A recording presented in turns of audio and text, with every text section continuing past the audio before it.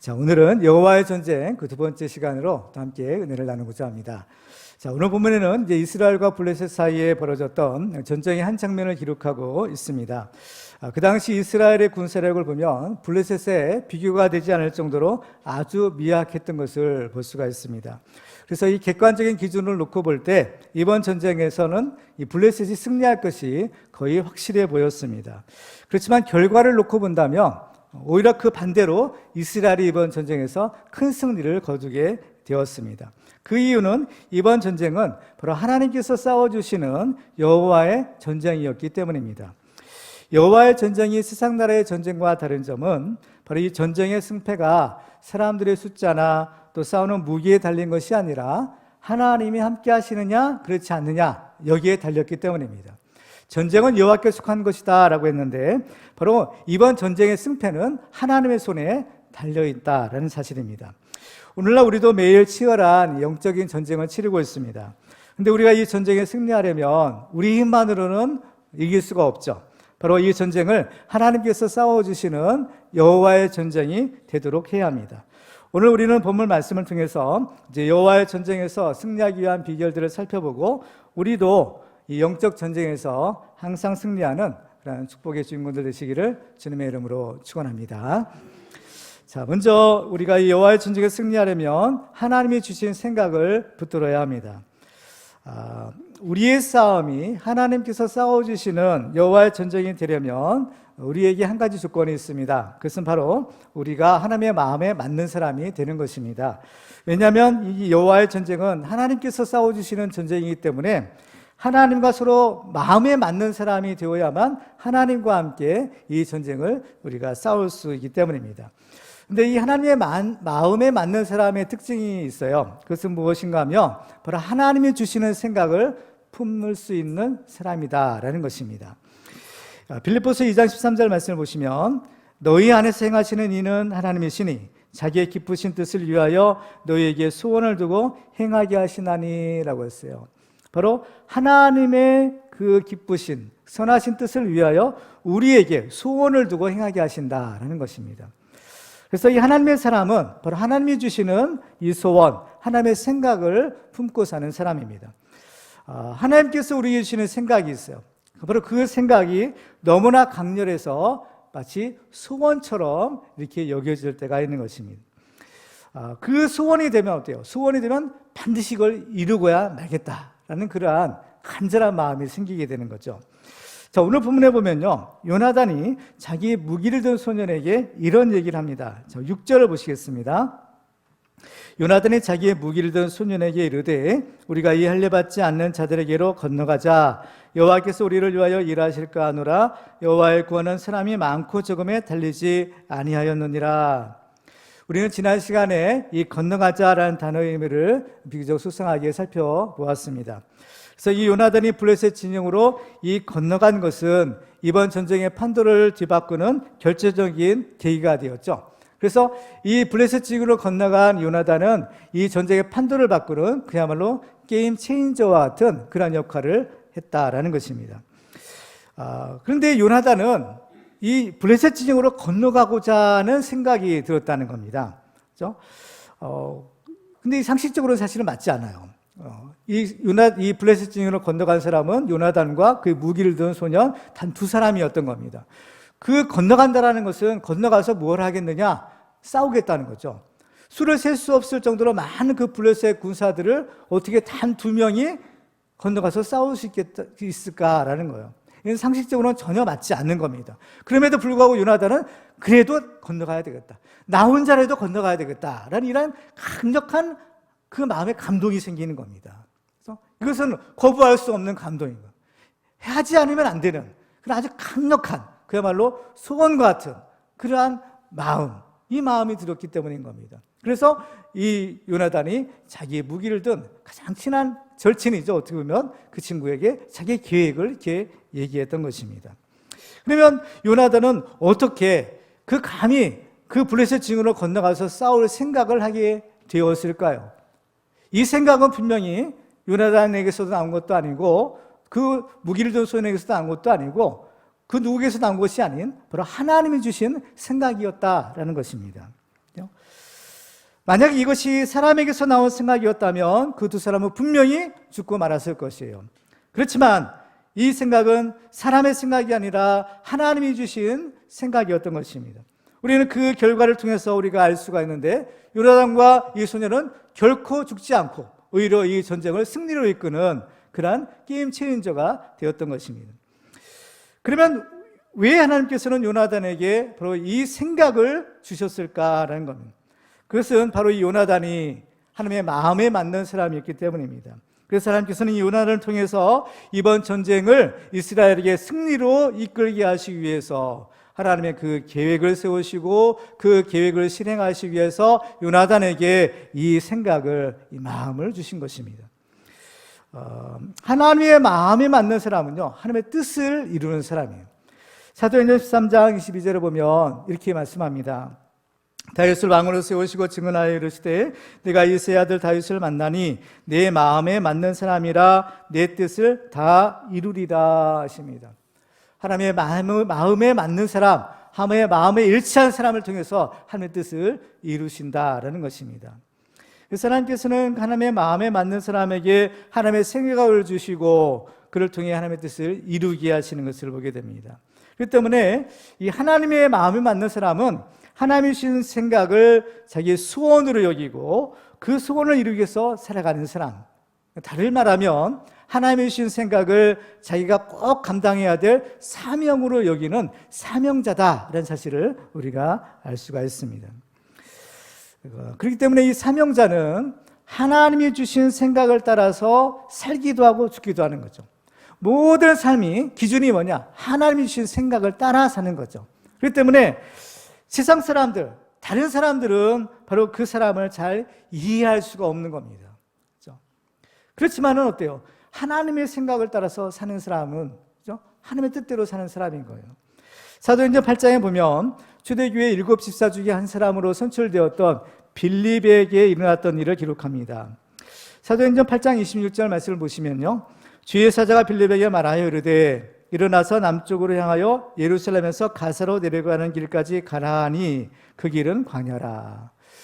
이 하나님의 사자가 빌립에게 말씀합니다. 그것 하나님이 말씀하신 것이죠. 그런데 뭐라고 하는가 하면 자 가사로 내려가는 길까지 가라라고 하는 거예요. 그런데 그 길은 광야라 그랬습니다. 광야는 어떤 곳인가요? 사람이 살 수 없는 곳입니다. 광야로 가봤자 거기는 아무도 사람을 만날 수가 없는 곳이에요. 그런데도 불구하고 하나님께서는 빌립에게 그 광야길로 가라고 명령하시는 겁니다. 전혀 사람의 상식과는 맞지 않는 말씀입니다. 근데 중요한 것은 빌립이 그 하나님의 말씀, 하나님의 그 감동을 따라서 순종했다는 겁니다. 그래서 가보니까 뜻밖의 그곳에서는 사람을 만나게 되는데 그 사람이 누구냐면 바로 에디오피아 넷이었다는 겁니다. 성경을 보면 그 에디오피아 넷이는 에디오피아 여왕의 모든 국고를 맡은 아주 높은 지위에 있는 사람이었는데 예루살렘에 예비하러 갔다가 이제 돌아가는 길이었던 겁니다. 근데 그 사람이 마침 수레를 타고 가다가 이사야서 성경책을 읽는데 빌립이 그 모습을 본 거예요.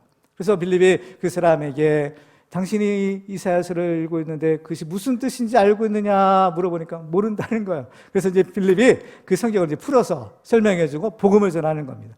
그래서 이사야서에서 예언하는 바로 그분이 바로 예수님이시구나. 그래서 그 사람이 그 자리에서 예수 믿고 바로 세례도 받고 이런 구원받는 일이 생기게 된 것입니다. 이러한 신비한 일들은요 지금도 계속해서 이루어지고 있는 것입니다. 이처럼 하나님께서는 우리에게 하나님의 생각을 이렇게 주실 때가 있어요. 하나님의 생각을 품게 하실 때가 있는 거죠. 그래서 그 생각이 정말 하나님이 원하시는, 하나님께서 이루고자 하시는 하나님의 뜻인데 그것이 때로는 너무나 강렬해서 정말 이것이 꼭 내가 이루어야 될 소원으로 이렇게 여겨지는 경우가 있는 것입니다. 그 때문에 우리들은요, 이 하나님이 주시는 생각을 이렇게 붙들을 필요가 있는 겁니다. 인간적인 생각으로 보면 너무나 무모하고 불가능해 보일 수도 있어요. 그렇지만은 이 생각이 하나님이 주시는 생각이라면 그것은 우리에게 놀라운 기적을 체험하는 엄청난 축복의 기회가 될 수 있다는 겁니다. 요나단의 입장에서 우리가 생각해 보세요. 하나님께서 마음에 감동을 주세요. 무슨 감동을 주시느냐? 블레셋 진영으로 건너가라는 겁니다. 다른 사람에게는 없어요. 요나단에게만 주신 감동입니다. 하나님에게 주신 생각인 거예요. 그런데 요나단이 가만히 생각해 보면 너무나 터무니없는 일이에요. 나 혼자서 거기 건너가서 뭘 하겠다는 것인가? 불가능한 일이죠. 무모한 일인 겁니다. 그럼에도 불구하고 요나단이 잘하는 것은 뭐냐? 바로 그 하나님이 주신 생각을 붙들었다는 겁니다. 이 생각이 하나님이 주시는 생각이라면 이 생각을 그냥 내가 흘려보낼 수 없겠구나. 이 생각을 붙들어야 되겠구나. 이 생각대로 내가 순종해야 되겠구나. 그래서 요나단이 이 엄청난 기적을 일으키고 이 블레셋과의 전쟁에서 승리를 이끈 이런 축복의 주인공이 될 수가 있었던 겁니다. 그렇기 때문에 바로 제가 바라기는 우리 한 사람 한 사람이 바로 하나님께서 찾으시는 그 한 사람, 하나님의 마음에 맞는 그 한 사람, 하나님의 뜻을 이루고자 하시는 그 한 사람이 되길 원합니다. 그 사람께서 주시는 그 하나님의 생각 우리가 붙들고 우리가 기도하면서 또 우리가 믿음으로 살아갈 때 하나님께서 우리를 통해서 이루시는 기적을 체험할 줄로 믿습니다. 그래서 우리도 요나단처럼 하나님의 주시는 생각을 붙들고 그 사명을 이루기 위해서 살아갈 때 날마다 기적을 체험하며 영적 전쟁에 승리하는 축복의 주인공들 되시기를 주님의 이름으로 축원합니다. 두 번째로 우리가 이 여호와의 전쟁에서 승리하려면 하나님의 뜻이 무엇인지 분별해야 합니다. 오늘 본문을 보면 이 요나단이 하나님이 주신 생각을 이제 품었죠. 생각을 받고 자기 무기를 든 소년에게 자기의 계획을 말했습니다. 그렇죠? 자, 오늘 8절을 볼까요? 요나단이 이르되 보라 우리가 그 사람들에게로 건너가서 그들에게 보이리니라고 했어요. 자, 보이겠다는 겁니다. 누구에게 보여요? 그들에게, 바로 블레셋 사람들에게 우리를 보이겠다라는 겁니다.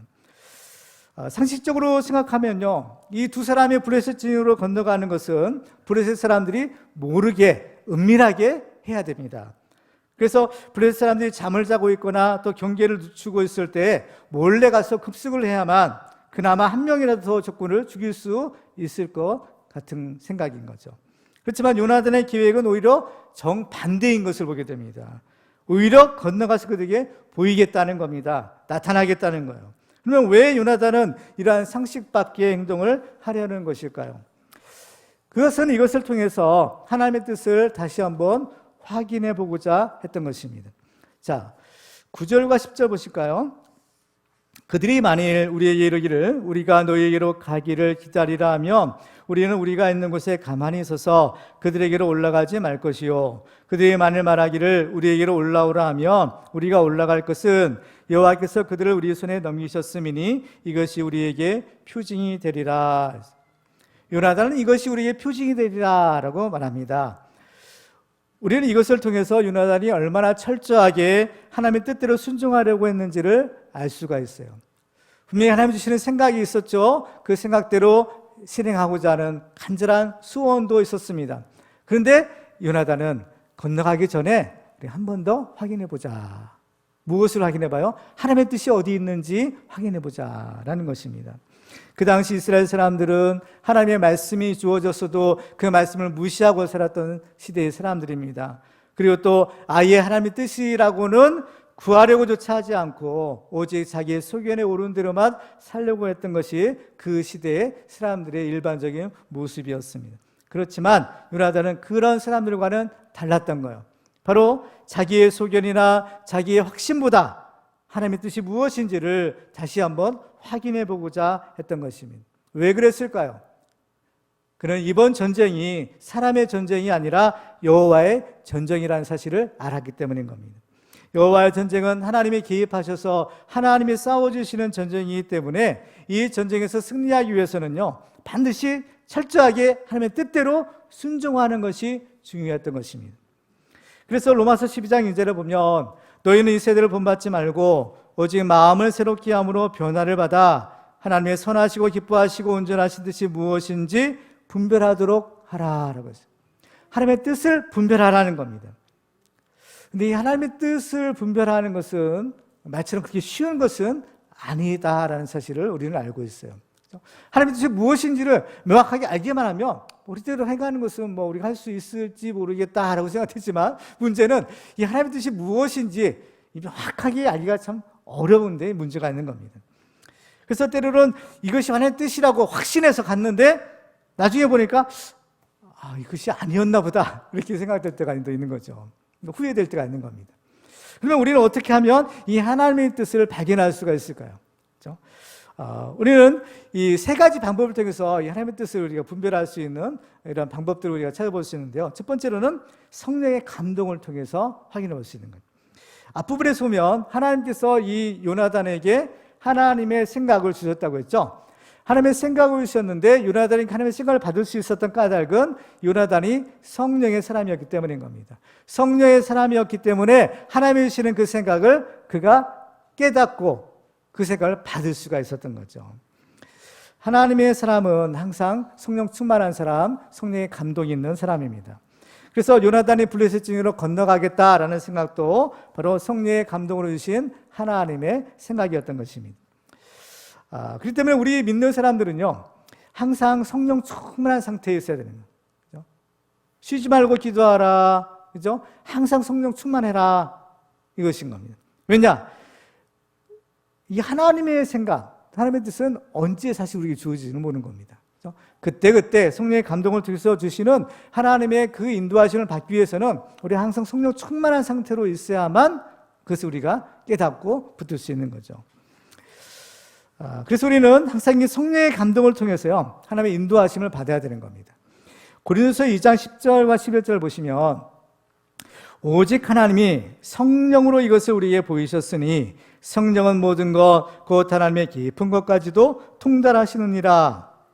사람의 일을 사람의 속에 있는 영 외에 누가 알리요? 이와 같이 하나님의 일도 하나님의 영 외에는 아무도 알지 못하느니라. 그러니까 하나님의 뜻을 분별하려면, 하나님의 뜻을 알려면, 그죠? 하나님의 영이 성령으로 충만해야만, 그죠? 하나님이 주시는 그 뜻을 우리가 깨달을 수 있다는 거죠. 분별할 수 있는 거죠. 그죠? 그래서 성경을 보면 하나님의 성령을 근심하게 하지 말고 오직 성령을 따라 행하라라고 말씀하고 있는 겁니다. 두 번째로는 우리는 하나님의 말씀을 통해서 또 하나님의 뜻을 깨달을 수가 있습니다. 우리의 마음에 어떤 감동이나 또 무엇을 하고자 하는 생각이 일어날 때 무조건 그 생각대로 그 감동대로 실행에 옮겨서는 좀 위험합니다. 왜냐하면 우리는요 항상 성령 충만해야 되지만 성령 충만하지 못할 때도 있는 거죠. 그럴 때 우리가 조심해야 되는 겁니다. 왜냐? 마귀가 틈을 탈 수 있기 때문인 겁니다.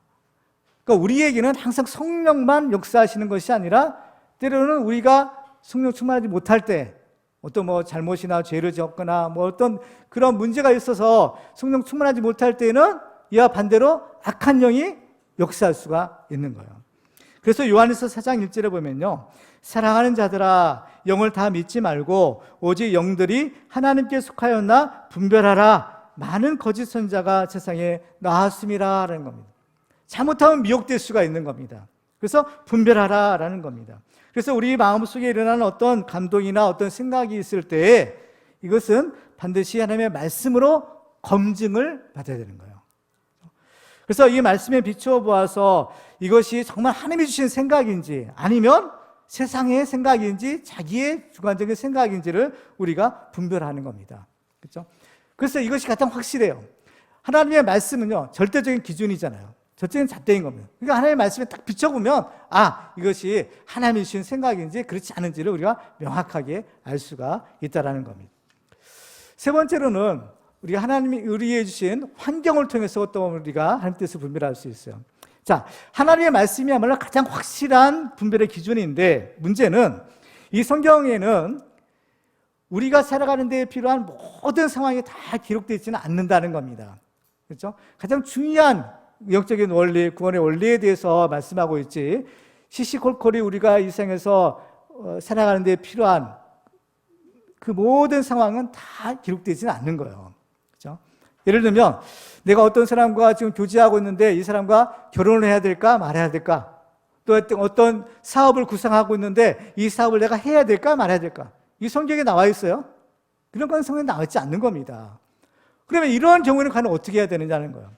이런 경우에는요 여기에도 하나의 기준이 있는 겁니다. 여기는 하나님께서 우리에게 주시는 이 환경이 있어요. 우리가 살아가는 환경이 있는데 이 환경을 따라서 우리가 분별할 수 있는 겁니다. 첫째로는 이 환경 가운데 요나단의 경우를 보면 세 단계를 거치고 있는 것을 보게 되는데요. 첫째는 자기의 이성적인 판단인 겁니다. 하나님이 주시는 이성이, 논리적인 이성이죠. 이걸 무시해서는 안 되는 겁니다. 그렇죠? 이걸 뭐냐면 상식이라고도 할 수 있는 거죠. 자, 이 요나단이 이러한 그 하나님의 마음을, 하나님의 생각을 품었을 때, 자, 이것을 분별할 때 요나단도 분명히 생각을 해봤을 거예요. 그죠? 자, 건너가라고 하시는데 사실은 그냥 상식으로는 잘 맞지 않는 겁니다. 블레셋으로 건너가라. 건너가면 죽을 수도 있는 건데. 그런데 건너갈 수밖에 없는 상황이 있는 겁니다. 왜냐? 우리가 지난 시간에 우리 살펴보았듯이 지금 이스라엘과 블레셋 사이에 전쟁이 벌어지는 거예요. 전쟁에는 누군가 앞장을 서야 되는 겁니다. 그죠? 장군이 또는 임금이 앞장서는 사람이, 지도자가 앞장서야 되는 거예요. 당연히. 그런데 지금 이스라엘 군대 다 흩어지고 600명밖에 남지 않았는데 그 중에서도 무기가 있는 사람은 단 2사람밖에 없었다고 했어요. 사울과 요나단 다 2사람인 겁니다. 나머지 사람들은 무기가 없는 거예요. 싸울 무기가 없어요. 그러니 자, 이성적으로 생각해 볼 때 과연 이 이스라엘 가운데 누가 이 전쟁을 앞장서야 될까? 당연히 무기가 있는 사울이나 요나단인 겁니다. 근데 지금 사울의 상태는 좋지 않아요. 이 싸움을 수행할 만한 그러한 지금 상태가 되지 않는 겁니다. 그러면 누가 이 전쟁을 앞장서야 되냐? 당연히 요나단인 겁니다. 요나단이 여러 가지로 생각해 볼 때, 이 전쟁을 앞장서서 이끌어야 될 것은 바로 나구나. 이걸 생각할 수밖에 없는 거죠. 이건 논리적인 생각과 추론에 의해서 결론이 도달할 수 있는 겁니다. 두 번째로 요나단은 자기의 가까이 있는 사람을 통해서 이 뜻을 분별합니다. 그래서 자기가 하나님께서 주신 그 마음의 생각을 이제 품었을 때 이 생각을 누구한테 알려요? 자기가 가장 가까이 있는 자기 무기를 든 소년, 그 절친에게 자기 계획을 알리죠. 그럴 때 이 소년이 뭐라고 해요? 자, 7절에 보면 무기를 든 자가 그에게 이르되 당신의 마음에 있는 대로 다 행하여 앞서가소서 내가 당신과 마음을 같이하여 따르리이다 라는 겁니다. 뜻밖의 자기와 함께 하겠다. 자기와 함께 가면 죽을 수 있는 길인 겁니다. 그 죽음의 길에 이 자기의 이 절친이 나도 너와 함께 가겠다. 내가 가는 곳이라면 나도 어디든지 가겠다. 나도 너와 마음을 같이하여 내가 전심으로 너를 따르겠다. 이 얘기를 듣고 보니까 이것이 하나님이 주시는 생각인가 보다. 근데 여기에 그치잖아요. 이 요나단은 한 단계 더 거칩니다. 뭐냐? 블레셋 사람들의 입을 통해서 확인해 보는 것이죠. 그래서 이 요나단이 이 무기를 든 소년과 함께 바로 이제 블레셋 지역으로 건너가서 우리가 그들에게 보이리라 하면서 그 계획을 얘기해 줬잖아요. 그래서 그들이 우리를 보고 건너오라 하면 이것은 하나님께서 우리에게 건너가라는 사인인가 보다. 그렇지 말고 거기에 있으라 우리가 가겠다 하면 이것은 우리가 건너가야 될 것이 아닌가 보다. 그 사인으로 삼겠다는 거, 표적으로 삼겠다는 거죠. 그런데 이 표적을 가지고 이 응답을 가지고 건너갔을 때 드디어 응답이 온 겁니다. 무슨 응답이 오냐? 오늘 본 11절과 12절에 보면 이렇게 기록하고 있어요. 둘이 다 블레셋 사람들에게 보임에 블레셋 사람이 이르되 보라 이 블레셋 사람이 그들의 숨었던 구멍에서 나온다 하고 그 부대 사람들이 요나단과 그의 무기를 든 자에게 이르되 우리에게로 올라오라 너에게 보여줄 것이 있느니라 한지라. 요나단이 자기의 무기를 든 자에게 이르되 나를 따라 올라오라 여호와께서 그들을 이스라엘 손에 넘기셨느니라. 그렇죠. 정말 요나단이 얘기한 대로 블레셋 사람들이 이리 올라와라 장난삼아 얘기한 거예요, 사실은요. 그런데 요나단은 이것이 표적이 될 것이다 라고 구했잖아요. 그러니까 이 요나단이 그 말을 딱 들었을 때 이번 전쟁은 이 여호와의 전쟁이구나. 바로 하나님이 우리를 위해 싸우신 전쟁이고 이 전쟁은 하나님께서 반드시 우리에게 승리를 주시는 전쟁이구나. 이것을 확신하게 되었던 겁니다. 이 하나님의 뜻을 분별하는 것이 영적인 분별력이고 지혜인 겁니다. 그래서 우리가 정말로 하나님의 뜻에 순종하려는 마음으로 하나님의 뜻을 구하면요, 하나님이 반드시 알려주시는 겁니다. 성령의 감동을 통해서든 말씀을 통해서든 주변에 있는 사람을 통해서든 어떤 환경을 통해서든 하나님께서 깨닫게 하시는 거예요. 그래서 야고보서 1장 5절에 보면 너희 중에 누구든지 지혜가 부족하거든 모든 사람에게 후히 주시고 꾸짖지 아니하시는 하나님께 구하라 그리하면 주시리라. 전제 조건이 있어요. 뭐요? 하나님의 뜻을 알았다면 내가 순종하겠다. 이 각오가 있어야 되는 겁니다. 어떤 사람은요, 아예 물어보려고 좋지 않아요. 혹시라도 하나님의 뜻이 내 생각과 맞지 않으면 어떻게 할까? 나는 그렇게 하기 싫은데. 이러한 노파심이죠. 그렇기 때문에 아예 구하는 것조차 무서워하는 그런 경우도 있을 수 있어요. 그렇지만 그럴 필요가 전혀 없는 겁니다. 왜냐? 하나님이 우리에게 주신 생각은 두려운 마음이 아니라고 했습니다. 하나님이 우리에게 주시는 것은 절대로 망하게 하는 것이 아니기 때문인 거죠. 하나님이 우리에게 주신 것은 평안이요, 하나님께서 우리에게 주시는 것은 승리를 주시기 위한, 축복을 주시기 위한 하나님의 그러한 생각인 겁니다. 그렇기 때문에 우리는 이 하나님의 뜻을 구해야 되는 겁니다. 우리가 하나님의 뜻을 알지 못한다면 어떻게 하나님의 뜻대로 순종하고 하나님의 주시는 그 축복의 길을 갈 수가 있겠어요? 그때 우리는요, 하나님의 뜻을 구해야 되는 겁니다. 구하면 주신다고 하셨어요.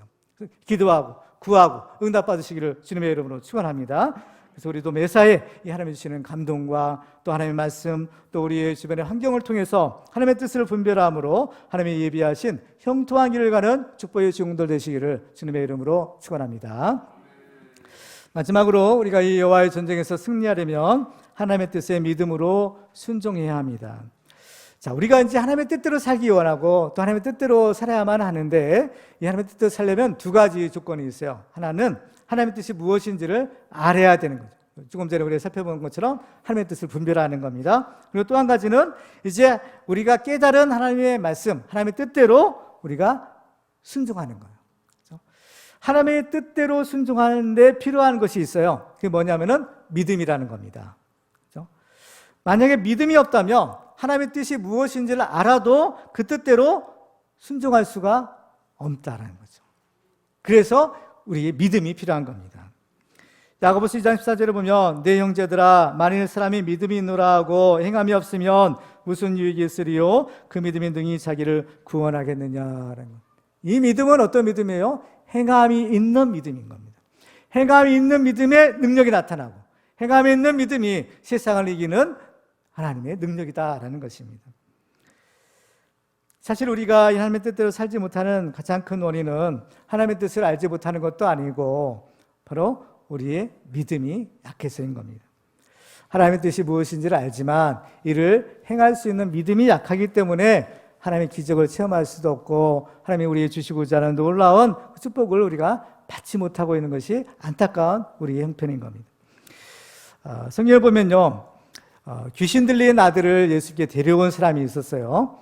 예수께서 변화산상에서 내려오실 때 바로 이 귀신 들린 아들을 데려온 사람이 먼저 예수님의 제자들에게 귀신 쫓아내라고 합니다. 근데 그 제자들 못했죠. 그러니까 이 사람이 이제 실망한 거예요. 그러니까 예수님한테도 무엇을 하실 수 있거든 우리를 도와달라라고 얘기를 합니다. 그러니까 예수님이 뭐라고 하세요? 마가복음 9장 23절 이하에 보면 예수께서 이르시되 할 수 있거든이 무슨 말이냐? 믿는 자에게는 능히 하지 못할 일이 없느니라 하시니 곧 그 아이의 아버지가 소리를 질러 이르되 내가 믿나이다. 나의 믿음 없는 것을 도와주소서 하더라.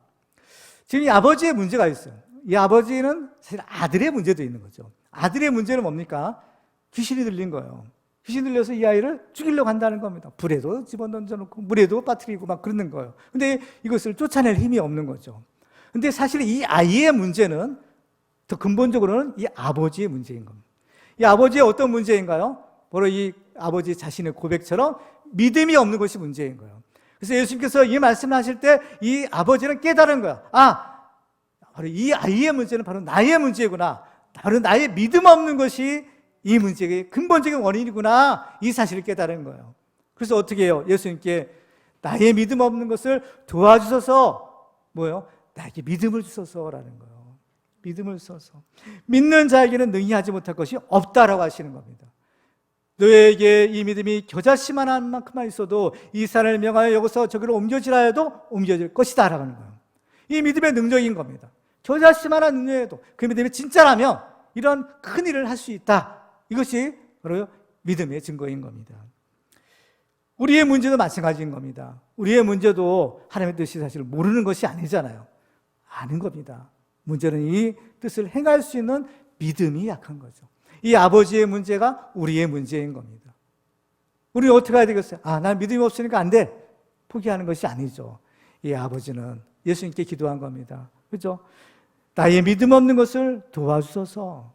우리의 기도도 마찬가지죠. 하나님께, 그렇죠? 우리는 하나님의 뜻을 알아요. 사명도 받았어요. 그렇죠? 근데 우리의 믿음이 문제인 거예요. 그래서 하나님, 내가 이 하나님의 뜻을 행하고자 하는데 내 믿음이 약합니다. 나를 도와주세요. 나에게 큰 믿음을 주세요. 이 하나님의 일을 할 수 있는 믿음을 주옵소서 기도하는 겁니다. 그러면 하나님이 주셔야 안 주세요? 주시는 거죠. 구하는 자에게 주신다고 하셨습니다. 두드리는 자에게 열린다고 하셨고 찾는 자에게 찾으리라 하셨어요. 그죠? 오늘 본문에도 보면 바로 이 요나단이 하나님께 표징을 구할 때 이 표징을 구하는 목적이 있는 겁니다. 자, 오늘 보면 10절 말씀을 한번 보실까요? 그들이 만일 말하기를 우리에게로 올라오라 하면 우리가 올라갈 것은 여호와께서 그들을 우리 손에 넘기셨음이니 이것이 우리에게 표징이 되리라 했어요. 자, 이 요나단이 표징을 구하는 겁니다. 지금 그죠? 블레셋 사람들에게 자기를 이제 보이면서 자, 올라오라 할까? 그대로 있으라고 할까? 이것을 통해서 하나님의 뜻을 우리가 분별하자. 표징을 구하는 거예요. 표적인 겁니다. 근데 요나단의 표징을 구하는 것은 두 가지 목적이 있는 거예요. 하나는 하나님의 뜻을 다시 한번 확인해 보기 위해서인 것이고, 또 한 가지는 이 하나님의 뜻에 순종할 수 있는 믿음을 얻기 위해서인 겁니다. 하나님의 뜻이 무엇인지도 우리 알아야 되고, 또 뜻이 알았다면 그 뜻대로 순종할 수 있는 믿음도 필요한 거예요. 그래서 요나단은 이 두 가지 목적을 위해서 지금 하나님께 이 표적을 구하는 겁니다. 하나님이 우리에게 표적을 주실 때가 있어요. 구하면 주시는데요, 목적이 있는 겁니다. 무슨 목적이냐? 바로 우리의 믿음을 위해서인 겁니다. 예수님이 죽은 나사로를 살리시는 표적을 보이실 때 이런 말씀을 주십니다. 요한복음 11장 15절에 보면 내가 거기 있지 아니한 것을 너희를 위하여 기뻐하노니 이는 너희로 믿게 하려 함이라 라고 했어요. 뭐예요? 목적이 뭡니까? 믿게 하려 함이다라는 거예요. 요한복음 11장 42절에도 보면 항상 내 말을 들으시는 줄을 내가 알았나이다. 그러나 이 말씀하옵는 것은 둘러선 무리를 위함이니 곧 아버지께서 나를 보내신 것을 그들로 믿게 하려 함이라. 다 믿게 하려 함이라는 겁니다. 예수님이 죽은 자를 살리시는 표적을 행하는 것이 바로 우리로 하여금 믿게 하려 함이다라고 하시는 거예요. 이와 같이 하나님께서 우리에게 주시는 표적은 말씀을 통하여 깨달은 하나님의 뜻을 실천하기 위한 믿음을 주시기 위한 것인 겁니다. 그래서 기드온도 보면 기드온의 표적을 많이 구하죠. 그래서 기드온의 경우도 마찬가지인 겁니다. 기드온도 하나님의 뜻이 무엇인지를 분명히 알았어요. 알려주셨잖아요. 너희 기드온을 통해서 이스라엘 구원하리라.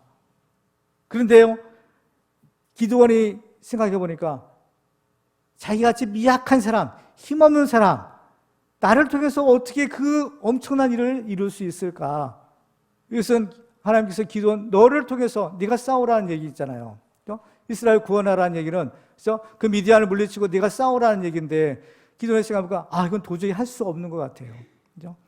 어떻게 큰 일을 할 수 있을까? 그래서 믿음이 약한 겁니다. 그죠? 그렇기 때문에 이 기도원이 한 일이 있어요. 그건 뭐냐? 하나님께 표적을 구하는 겁니다. 그래서요, 여러 가지 표적을 구하잖아요. 그죠? 양털 표적도 구하고, 그죠? 여러 가지 표적이 있는 거예요. 그런데, 그래서 이 기도원은 그 믿음을 위해서 하나님께 표적을 구하는 겁니다. 그 하나님의 일을 감당할 만한 충분한 믿음을 위해서 하나님께 계속 표적을 구하고, 하나님도 그가 구하는 대로 표적을 주셔서 마침내 그 큰 일을 감당할 만한 그 믿음을 주시고, 바로 이 전쟁을 승리로 이끌게 하시는 겁니다. 오늘 본문에도 요나단은 이 표적을 통해서 하나님께서 자기와 함께 하신다라는 이러한 확실한 믿음을 얻게 된 겁니다. 오늘 12절 말씀을 다시 한번 보시면 이렇게 기록합니다. 그 부대 사람들이 요나단과 그의 무기를 든 자에게 이르되 우리에게로 올라오라 너에게 보여줄 것이 있느니라 한지라. 요나단이 자기의 무기를 든 자에게 이르되 나를 따라 올라오라 여호와께서 그들을 이스라엘의 손에 넘기셨느니라. 자, 요나단이 뭐라고 합니까? 블레셋 사람들 소리를 듣고 나를 따라오라 여호와께서 그들을 이스라엘의 손에 넘기셨다. 여기 넘기셨다라는 말은 예전 개역성경에는 붙이셨다라는 말을 쓰고 있는데요, 이 말의 뜻은 뭐냐? 주었다라는 거예요. 그러니까 하나님이 그들을 이스라엘 손에 주셨다라는 거예요.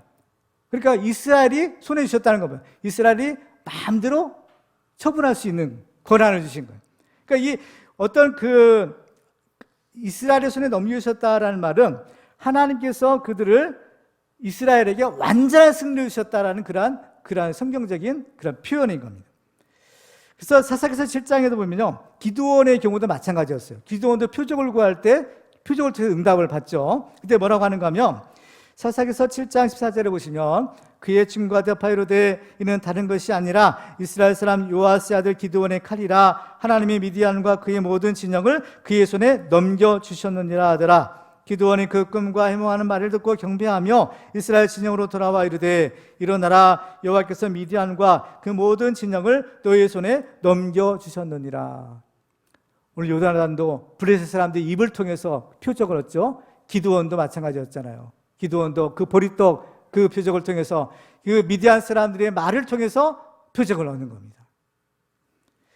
그래서 요나단은 자기가 표징을 구한 대로 이루어졌기 때문에 이제 하나님께서 자기에게 이스라엘에게 승리를 주실 것을 확실하게 되는 겁니다.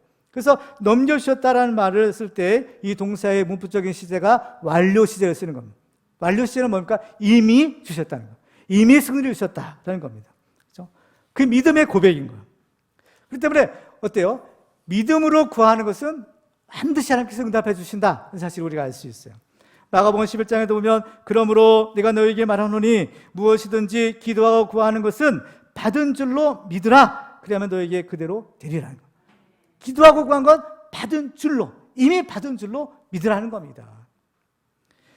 그렇기 때문에 우리가 하나님의 뜻을 이제 깨달았다면 이제 어떻게 해야 될까요? 이제 믿음으로 순종하기만 하면 되는 겁니다.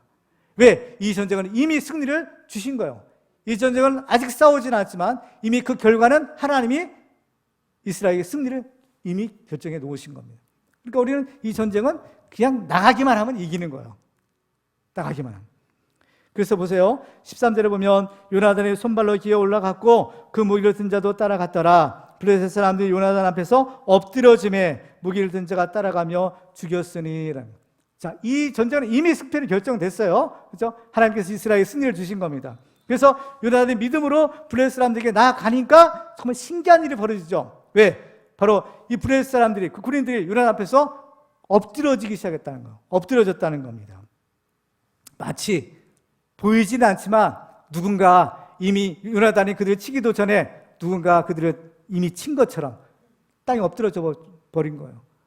그래서 목숨이 남아있는 사람은 그 뒤를 따라가던 무기를 든 소년이 완전히 이제 죽이는 그런 일이 일어나는 겁니다. 누가 역사하신 것일까요? 하나님이 하신 거죠. 하나님의 군대가 그들을 치시는 겁니다. 여기서 엎드려졌다, 블레셋 사람들이 요나단 앞에서 엎드려졌다라고 할 때 엎드려졌다라는 말의 뜻은 그죠? 떨어지다라는 뜻을 가진 히브리어 말인데 신기한 것은 이 엎드려진다라는 말이 예전에 이스라엘과 블레셋과의 싸움에서 법궤를 빼앗긴 일이 있었죠. 그 법궤를 블레셋 사람들이 다곤 신전에 갖다 놓았습니다. 그 다곤 신전에 갖다 놨을 때 그 우상들이, 다곤 우상들이 어때요? 그 법궤 앞에 엎드러진 일이 있었죠. 그래서 사무엘상 5장 3절과 4절을 보면 그 장면을 이렇게 기록해요. 아수도 사람들이 이튿날 일찍 일어나 본즉 다곤이 여호와의 궤 앞에 엎드러져 그 얼굴이 땅에 닿았는지라. 그들이 다곤을 일으켜 다시 그 자리에 세웠더니 그 이튿날 아침에 그들이 일찍 일어나 본즉 다곤이 여호와의 궤 앞에서 또다시 엎드러져 얼굴이 땅에 닿았고 그 머리와 두 손목은 끊어져 문지방에 있고 다곤의 몸뚱이만 남았더라. 두 번에 걸쳐서 엎드렸더라라는, 바로 이 블레셋 군인들이 지금 요나단 앞에서 엎드려졌다는 단어와 똑같은 단어를 쓴다는 겁니다. 그러니까 지금 어때요? 바로 이 블레셋에 의지하는 신 다곤 우상이 하나님의 그 법궤 앞에 엎드려진 것처럼 블레셋 군사들도 이 요나단, 하나님이 함께 하시는 요나단 앞에 엎드려진 것입니다. 그렇죠? 그래서 오늘 14절에 보면 요나단과 그 무기를 든 자가 반나절가리 땅 안에서 처음으로 쳐 죽인 자가 20명 가량이라고 했어요. 그렇죠? 요나단과 그의 무기를 든 소년은 그 가파른 벼랑을 그야말로 기어서 간신히 올라왔기 때문에 굉장히 아마 지쳤을 것이에요. 그렇지만은 그것이 상관없는 거예요. 왜? 하나님이 함께 하시니까, 성령의 충만을 받으니까 바로 그들은 바로 그들의 10배나 되는 20명이 되는 블레셋 군들을 이길 수가 있고 쳐 죽일 수 있었다는 겁니다. 여기서 20명의 숫자는 굉장히 중요한 의미를 가지고 있어요. 왜? 이 20명은 두 사람의 10배가 되기 때문인 겁니다. 그렇죠? 그래서 요나단이 뭐라고 했어요? 이 전쟁은 그렇죠? 사람의 숫자가 많고 적음에 달린 것이 아니라고 했어요. 왜? 여호와의 전쟁이기 때문에. 그때 이 전쟁은 어때요? 달랑 두 사람만 바로 이 블레셋 진영으로 건너갔지만 하나님께서 그 10배나 되는 20명이나 되는 블레셋 군인들을 하나님께서 이기게 하시는 겁니다. 누가 하셨어요? 하나님이 하시는 거죠. 하나님이 하신 겁니다. 그래서 이번 전쟁은 하나님이 개입하시는 하나님의 전쟁인 것을 우리에게 확실하게 알려주는 마지막 한 가지 사건이 있었습니다. 오늘 마지막 15절 보실까요? 들에 있는 진영과 모든 백성들이 공포에 떨었고 부대와 노략군들도 떨었으며 땅도 진동하였으니 이는 큰 떨림이었더라. 여기서 보면 떤다, 떨었다라는 말이 계속해서 반복되고 있는 것을 볼 수가 있어요. 먼저는 들에 있는 진영과 모든 백성들이 공포에 떨었다고 했어요. 그 다음에 부대와 노략군들도 떨었다고 했어요. 이 떨었다라는 말은요, 또 하나의 중요한 단어예요. 왜냐? 바로 이 전쟁의 양상을 바꾸는 단어이기 때문인 겁니다. 처음에 전쟁이 시작될 때 이스라엘 백성들은 블레셋 군사들 그 숫자와 그 무기를 보고 어떻게 했다고 했어요? 떨었다고 했습니다. 떨어서 도망갔다고 했죠. 구멍에 숨고 바위에 숨고 떨었다는 거예요. 두려움인 겁니다. 근데 이제 역전이 된 겁니다. 이제는요, 누가 떨어요? 블레셋 군인들이 떠는 거야. 그 용감하던 블레셋 군들이 사시나무 떨듯이 벌벌 떤 겁니다. 왜 떨었을까요? 죽음의 공포를 느꼈기 때문인 겁니다. 땅도 진동하였다라고 했어요. 그죠? 블레셋 사람들의 마음만 떨린 것이 아니라 그들이 딛고 섰는 땅도 떨리는, 진동하는 그냥 큰 지진이 났다는 거죠. 이 성경에서의 지진은 그냥 자연적인 현상이 아니라 영적인 의미를 가지고 있는 지진입니다. 그래서 이 지진은 하나님의 진노와 심판을 의미하는 것이었어요. 그래서 지금 이 블레셋 진영에 큰 지진이, 큰 떨림이 일어났다는 것은 지금 거기에 하나님이 계시고 하나님의 심판이 임했다라는 것을 의미하는 것인 겁니다.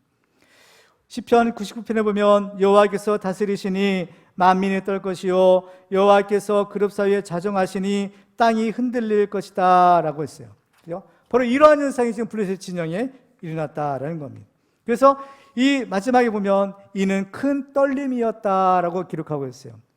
이 원어를 보면 이 큰 떨림이었다라는 말은 하나님의 떨림이었다라는 말입니다. 우리 각주 성경에 보면 뭐라고 했어요? 하나님이 떨리게 하심이었더라라고 했죠. 그렇죠?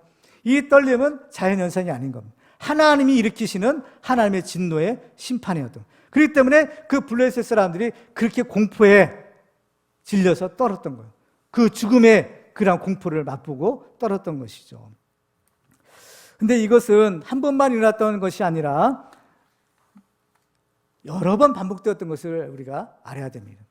앞부분에서 보면 미스바 총회가 있었잖아요. 사무엘상 7장 10절에도 보니까 사무엘의 번제를 드릴 때에 블레셋 사람이 이스라엘과 싸우려고 가까이 오매 그날에 여호와께서 블레셋 사람에게 큰 우레를 발하여 그들을 어지럽게 하시니 그들이 이스라엘 앞에 패한지라라고 했습니다. 하나님이 그들을 두렵게 한 겁니다. 사람이 극도의 공포심에 이렇게 사로잡히게 되면 이성을 잃고 미친다는 거예요. 그렇기 때문에 어때요? 이 두려움에 빠진 사람들은요, 이제 분간을 못하는 거예요. 악군과 적군을 분간을 못해요. 근데 미친 거예요. 그래가지고 서로 칼 뜨고 서로 적인 것처럼, 적군인 것처럼 서로 자기들끼리 싸우는 겁니다. 그러니까 자기들끼리 싸우다가 다 자기들끼리 망하는 겁니다. 그렇죠? 그러니까 보세요. 이 전쟁이 여호와의 전쟁인 까닭, 이 여호와의 전쟁이 중요한 까닭은 사람의 숫자가 많고 적음에 달려있지 않다라고 하는 거예요. 하나님께서 공포심을 느끼게 해가지고 자기들끼리 서로 치고받고 자기들끼리 싸우게 하니까 어때요? 자기들끼리 그냥 죽는 겁니다. 사람이 많을 필요가 없어요. 기드온의 싸움도 마찬가지였죠. 기드온도 미디안과 싸움해 볼 때 어때요? 하나님께서 공포심을 느끼게 했으니까 그 미디안 사람들이 자기들끼리 서로 치고받고 죽었다는 거죠. 이것도 마찬가지인 거예요. 지금 똑같은 전쟁의 양상인 겁니다. 그러니까 하나님의 전쟁은요, 꼭 숫자가 많은 것이 필요하지 않구나라는 것을 알 수 있어요. 여기서 보면 어때요? 하나님께서는 이 요나단, 이 한 사람의 믿음을 통해서 이 위대한 일들을 이루신다 사실을 알 수 있는 겁니다. 그러니까요, 이 하나님의 일은요, 꼭 많은 숫자가 사실은 필요 없는 겁니다. 하나님이 찾으시는 그 한 사람, 그 하나님의 마음에 맞는 한 사람, 그 믿음의 한 사람을 통해서 하나님은 얼마든지 위대한 일을 이룰 수 있다는 겁니다. 중요한 것은요, 바로 그 하나님이 찾으시는 한 사람, 하나님이 사용하시는 그 한 사람이 누가 되어야 되겠어요? 바로 내가 되어야 된다는 겁니다. 실제로 성경을 보세요. 하나님이 아담을 창조하시고 그 아담 한 사람으로 지금 이 수많은 인류가 지금 생기게 된 것 아니겠어요? 그렇죠. 그리고 또 어때요? 노아 홍수 시대도 마찬가지잖아요. 노아의 그 8식구를 통해서 그 홍수로 많은 사람들이 죽었지만 하나님이 다시 시작하신 겁니다. 하나님은 이 돌들로도 아브라함의 자손이 되게 하신다고 하셨어요. 하나님께서는 아브라함 한 사람을 통하여 믿음의 조상으로 세우시고 복의 근원으로 세우시고 지금 이 구원의 역사를 이루고 계신다라는 겁니다. 그 때문에요, 정말 우리는요, 다른 사람 볼 거 없습니다. 중요한 것은 내가 중요한 거예요. 내가 하나님이 주신 생각을 품고 그 생각을 바로 나의 사명으로 알고 그 사명을 위해서 이 요나단처럼 헌신할 때, 믿음으로 순종할 때 하나님께서는 나를 통하여 하나님의 위대한 기적과 하나님의 놀라운 축복 역사를 이루신다는 겁니다. 바로 제가 바라기는 바로 여러분들 한 사람 한 사람이 바로 이 요나단과 같은 하나님의 마음에 딱 맞는 사람, 하나님의 뜻을 이루는 그 사람이 되기를 바랍니다. 그래서 정말 우리도 요나단처럼 하나님의 뜻에 믿음으로 순종함으로 하나님이 함께 하시는 기적을 체험하고 모든 영적 전쟁에서 승리하는 그런 축복의 주인공들 되시기를 주님의 이름으로 축원합니다.